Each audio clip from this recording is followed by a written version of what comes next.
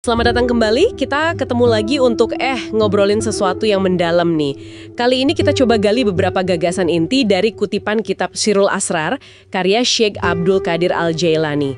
Kita bakal lihat pandangan beliau tentang ruh, terus soal pengetahuan batin, dan kemana sih arah akhir perjalanan spiritual kita. Tujuan kita ya, membongkar makna di balik konsep-konsep kunci ini buat Anda semua. Iya, betul.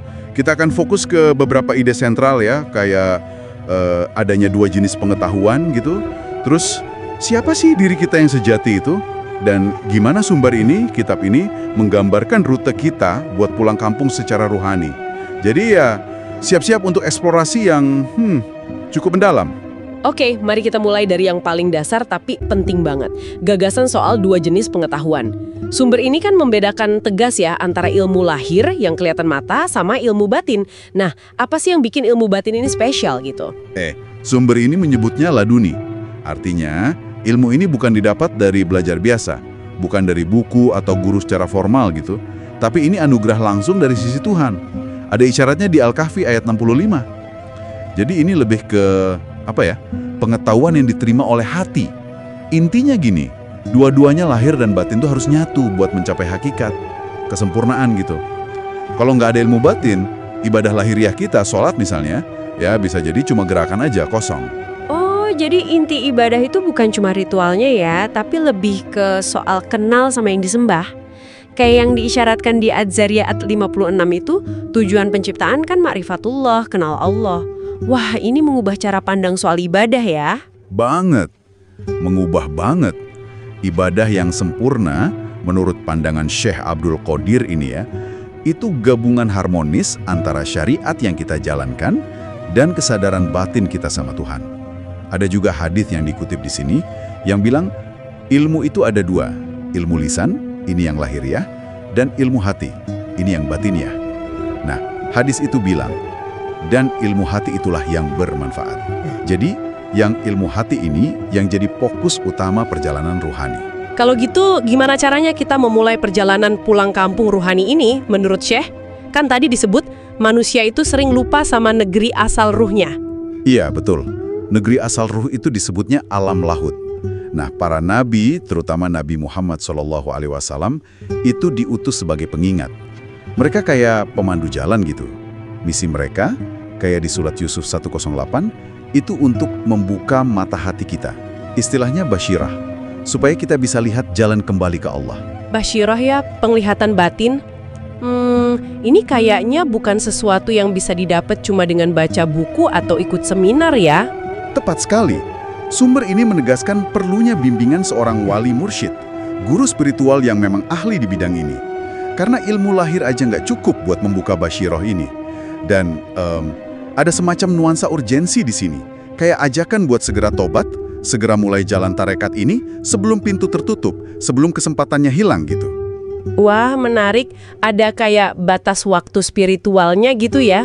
Oke, terus tujuan akhirnya ma'rifatullah itu mengenal Allah, gimana cara mencapainya?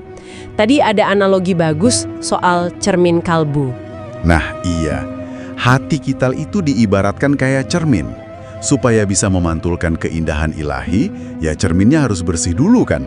Harus bersih dari karat. Dalam hal ini, hawa nafsu, ego, penghalang-penghalang lainnya lah. Kalau udah bersih, baru deh bisa merefleksikan apa yang disebut dalam hadis qudsi sebagai kanzen mahfiyah. Itu artinya harta terpendam. Maksudnya, potensi di dalam diri kita untuk mengenal Allah. Sumber ini juga bedain tingkatannya loh. Oh gitu, ada tingkatan juga dalam mengenal Allah ini. Ada dua yang utama disebut di sini. Pertama, ma'rifat sifat. Ini mengenal Allah lewat sifat-sifatnya, lewat ciptaannya di alam semesta. Ini tugas jasad dan ruh kita. Di dunia bisa, di akhirat juga. Nah, yang kedua, ini lebih tinggi. Ma'rifat zat. Ini mengenal esensi ilahi secara langsung. Pengalaman puncak ini katanya khusus buat ruh Al-Qudsi nanti di akhirat. Ruh Al-Qudusi, wah ini kayaknya inti terdalam dari diri kita ya. Sumber ini nyebutnya insan hakiki, hakikat manusia sejati. Bahkan ada istilah unik banget, Toflul Ma'ani. Apa artinya itu? Betul, Fiflul Ma'ani. Artinya bayi maknawi. Kenapa disebut bayi? Ada beberapa alasan metaforisnya. Pertama, dia lahir dari rahim kalbu, dari hati. Kedua, dia suci murni, kayak bayi baru lahir, belum ada dosa. Ketiga, dia butuh dirawat, dibimbing biar tumbuh. Terus, dia itu indah banget dan lembut. Jadi, ini bukan ruh biasa kita, tapi esensi terdalam kita. Jadi ini semacam potensi suci yang ada di dalam diri setiap orang ya. Sesuatu yang bisa nyambung langsung sama Tuhan, melampaui batasan fisik kita. Persis seperti itu. Tiflul Ma'ani inilah yang bisa merasakan ketentraman sejati dan punya koneksi langsung sama Allah. Kayak yang diisyaratkan dalam hadis tentang waktu khusus Nabi Muhammad bersama Allah, yang bahkan malaikat Jibril pun gak bisa ikut serta. Nah, ini potensi terdalam kita itu. Lalu apa puncak tertinggi yang bisa dicapai oleh si bayi maknawi ini dalam perjalanannya? Puncaknya, ya perjumpaan langsung dengan Tuhan, lika Allah. Sebagaimana diisyaratkan di akhir surat Al-Kahfi ayat 110 itu. Sumber ini bahkan gambarin adanya surga khusus di alam lahut, di mana kenikmatan paling tingginya bukan lagi soal keindahan fisik surga biasa, tapi kenikmatan memandang wajah Allah secara langsung. Wah, ini ngingetin sama surat Al-Qiyamah ayat 2232 ya, tentang wajah-wajah yang berseri-seri melihat Tuhannya. Dan hadis melihat Tuhan sejelas bulan purnama. Alam lahut ini pasti dimensinya beda banget ya? Beda banget dan sangat suci. Sumber ini ngutip hadis qudsi sama riwayat ucapan malaikat Jibril juga. Intinya, makhluk fisik atau bahkan malaikat pun bisa terbakar kalau mendekati kemuliaan wajah Allah di alam itu tanpa kapasitas atau izin khusus. Ini menunjukkan betapa luhur dan transendennya tujuan akhir perjalanan ini.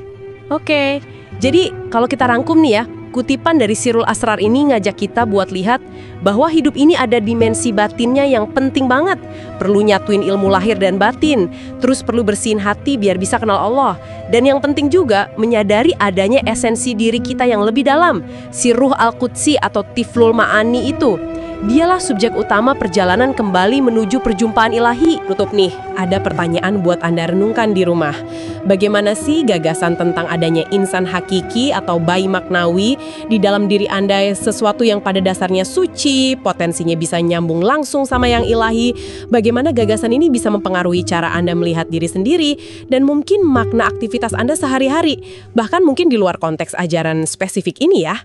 Coba deh di renungan.